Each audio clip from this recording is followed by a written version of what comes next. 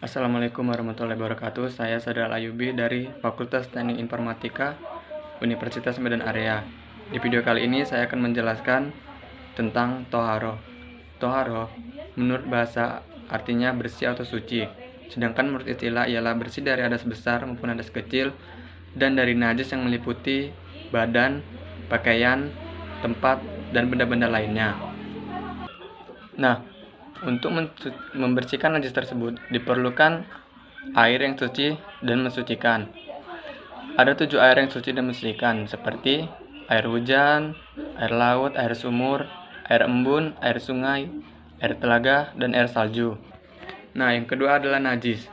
Najis di sini menurut bahasa adalah sesuatu yang kotor, sedangkan menurut istilah adalah sesuatu yang kotor dan menjijikkan karena menjadikan tidak sahnya kita beribadah. Najis juga terbagi menjadi 3, yaitu najis mukhafafah, najis mutawasito, dan najis mughalajo. Nah, najis mukhafafah atau najis ringan ialah najis yang terjadi atau yang terdapat pada bayi yang belum berumur 2 tahun atau belum memakan apa-apa. Najisnya seperti misalnya kita terkena kencing dari bayi tersebut. Nah, untuk mensucikannya hanya memercikkan air ke najis tersebut. Yang kedua najis mutawasita atau najis ringan. Najis ini disebabkan oleh misalnya terkena nanah, darah, dan kotoran hewan. Najis mutawasita ini juga dibagi menjadi 2. Yang pertama najis hukmiyah, yaitu najis yang diyakini ada tetapi zatnya tidak nampak, hanya mengeluarkan bau, ya seperti air kencing yang sudah kering. Nah, untuk menghilangkannya cukup menyiramkan air ke bagian najis tersebut. Nah, yang kedua itu najis ainiyah, najis yang nyata. Najis ini nyata dan berwarna dan mengeluarkan bau. Nah, untuk menghilangkannya cukup menyiramkan air ke najis tersebut hingga zat dan baunya hilang. Yang ketiga najis mughalajo, najis berat. Najis ini disebabkan oleh seperti air liur anjing atau babi. Yang cara mensucikannya ialah dengan mengalirkan air bersih dan suci benda atau ke bagian yang terkena najis tersebut sebanyak 7 kali.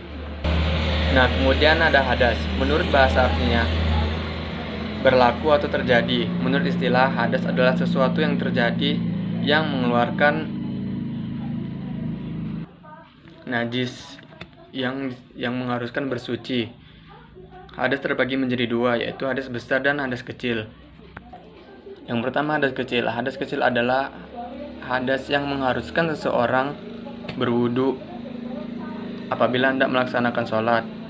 Contoh hadas kecil adalah sebagai berikut: keluarnya sesuatu dari dubur atau kubul, tidur nyenyak dalam keadaan berbaring, dan menyentuh kubul atau dubur dengan telapak tangan tanpa pembatas.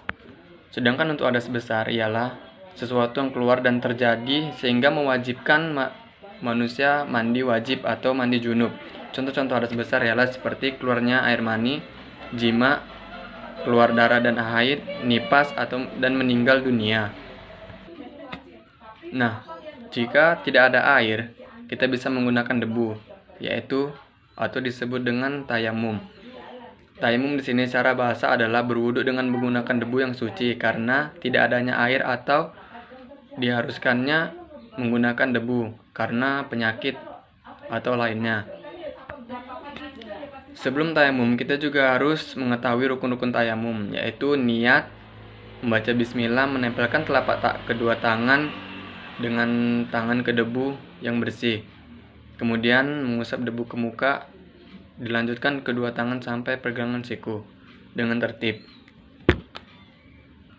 Ada juga hal-hal yang membatalkan tayamum. Ya, sama seperti batal wudu. Semua yang membatalkan wudu juga membatalkan tayamum. Keadaan seseorang melihat air yang suci mensucikan sebelum sholat dan murtad. Nah, untuk syarat-syarat tayamum ada sebab yang pertama Ada sebab yang membolehkan mengganti wudhu atau mandi wajib dengan tayamum. Yang kedua, sudah masuk waktu sholat. Yang ketiga, sudah berusaha mencari air tetapi tidak menemukan. Yang ketiga, menghilangkan najis yang melekat di tubuh. Yang keempat, menggunakan tanah atau debu yang suci. Nah, adapun tata cara mengerjakan tayamum ialah sebagai berikut. Yang pertama, harus menyiapkan debu yang suci. Kedua, menempukkan telapak tangan pada seluruh wajah. Nah, adapun tata cara tayamum di sini ialah yang pertama, menyiapkan tanah berdebu ke tanah dengan sekali tepukkan, lalu mengusapkan kedua telapak tangan ke muka, disertai dengan niat tayamum dalam hati dengan suara yang pelan. Setelah itu, menyapu punggung tangan, yang mana dilakukan untuk tangan kanan diusap menggunakan tangan kiri, sebaliknya untuk tangan kiri dilakukan dengan tangan kanan. Semua usapan baik saat mengusap punggung telapak kanan dan wajah hanya dilakukan sekali saja. Bagian tangan yang diusap sampai pergelangan tangan saja, tidak sama seperti wudhu yang mana dibasuh sampai siku. Nah, untuk lebih jelasnya, mari lihat video praktek tayamum. Oke, berikut adalah tata cara tayamum. Yaitu yang pertama, letakkan kedua telapak tangan, kemudian membasuh muka dengan melafazkan niatnya seperti ini. Nawaitu tayamuma liisbati sholati fardlillahi ta'ala. Ucapkan sebanyak 2 kali. Kemudian letakkan kembali tangan. Kemudian membasuh punggung tangan kanan dengan tangan kiri seperti ini. Banyak 2 kali. Kemudian gantian ke tangan kiri ini.